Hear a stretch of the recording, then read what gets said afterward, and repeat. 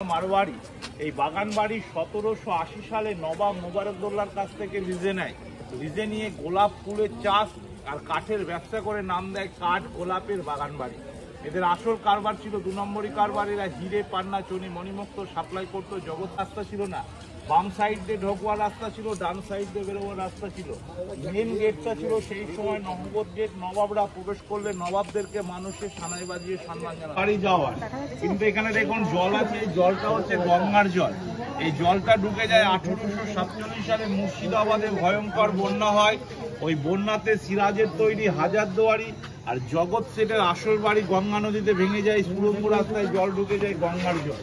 এটা এখন বর্তমানে গঙ্গার সঙ্গে যোগাযোগ। গঙ্গার জল বাড়লে বাড়ে, কমলে কমে। 3টে ঘর আছে, যে উপরে একটা ঘর দেখতে পাচ্ছেন, মিডিলে একটা ঘর, এর জলের নিচে আছে গুপ্ত ঘর।